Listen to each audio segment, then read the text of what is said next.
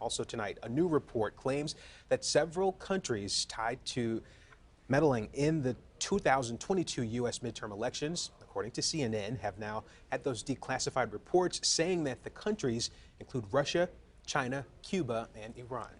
We have a lot to talk about with this developing situation, and joining us this evening is Secretary of State Jocelyn Benson. Thank you for being here with us. Thanks for having me. Thank you. So what do you make of this development that we're hearing about now? In Colorado? Well, we've been tracking this legal development for a while. I've said very clearly, for us, it's a question not of whether the former president's qualified, but who is qualified to make that decision. And clearly, it's the courts. We have a court case in Michigan that's making its way up to the Michigan Supreme Court as well.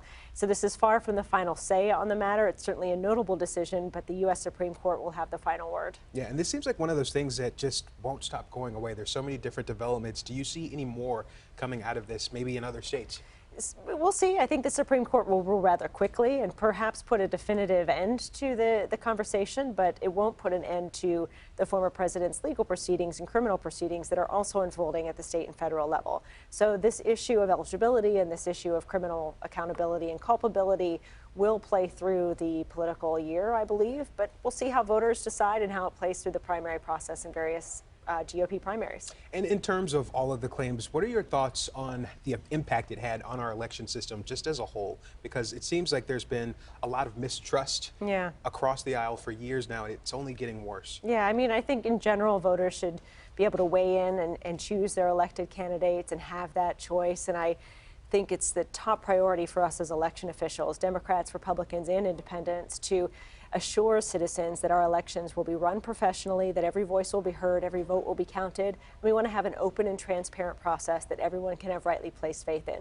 So we'll all be working overtime in the next 10 months, not just to prepare for these historic elections, but to ensure citizens have faith in their outcome. Yeah, and Michigan moving forward with its own case with those fake electors. Your thoughts on that, and also how it compares to these reports of meddling? Well, we're going to see a lot of accountability for very clear violations of the law that occurred in 2020. We're seeing that unfold in Michigan, and not just here, in Nevada, in Wisconsin, and Arizona, and other states as well.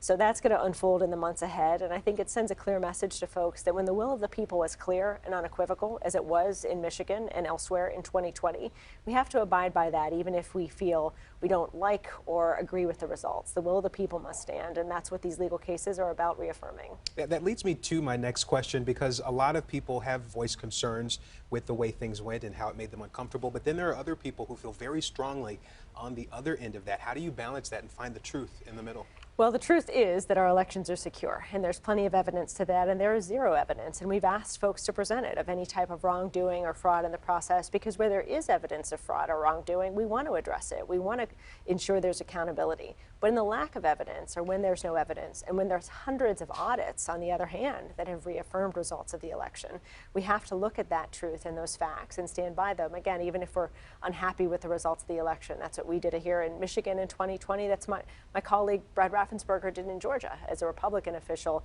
in 2020, where similarly the president tried to push, or the then president tried to push him to overturn election results. And he said, look, the facts are our elections are secure. These are the results, and we have to stand by them whether we like them or not. Now, you mentioned that this is something you had been following. Were you at all surprised by that announcement tonight?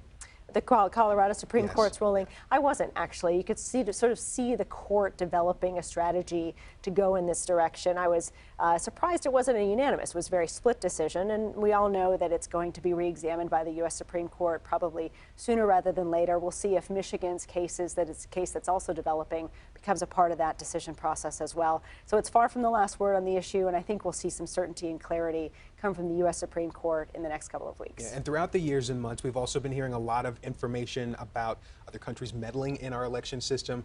Your thoughts on that side of the report? Yeah, I mean, truly, my biggest concern of 2024 is the fact that we have these foreign adversaries, Russia, China, Iran, who will have more of an incentive than they did in 22 even to interfere with our elections process. So from an election security standpoint, we're taking that potential very seriously. And we know one of the ways they'll try to meddle is by lying to citizens, spreading misinformation. So we all have a role to play in becoming informed and critical thinkers in this election cycle, and we'll be working to help voters do that in the months ahead. And as we've said, regardless of where you stand, a lot of people do feel very uncomfortable right now in this country. And as a state leader, how do you work to try to restore that faith? Well, we know the opponents to democracy or even to our country want to divide us. They want to deceive us, and they want to demobilize us, to make us feel like our voice doesn't matter and just give up. Say, we can't believe anything anyone says, so I'm just going to walk away. But this is the moment where we have to engage, where we have to build bridges with each other, where we have to listen and hear others' perspectives and work to find common ground. We can do that. That's who we are as Americans. That's who we are as Michiganders.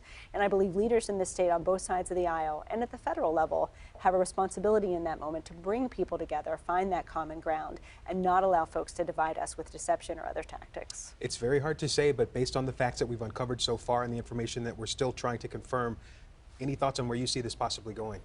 With our election in 2024, I think we're going to see a lot of, both with the Supreme Court decision, so we'll see how that evolves in terms of Trump's eligibility on the ballot. The courts will decide. In terms of misinformation generally, we have to anticipate, especially with artificial intelligence, the growth of misinformation, the growth of attempts to deceive citizens. But we can counter that with the truth and with knowledge. And we've set up a website at michigan.gov/vote to answer citizens' questions about the elections. And we've also established a commission, a voter confidence council of business leaders and labor leaders and educational leaders and sports leaders, faith leaders, to help us get the truth out to citizens so that they all can have rightly placed faith in our elections. All right, very important information to go over. Again, we thank you for your time, and we'll have this interview posted in full on our website, cbsdetroit.com.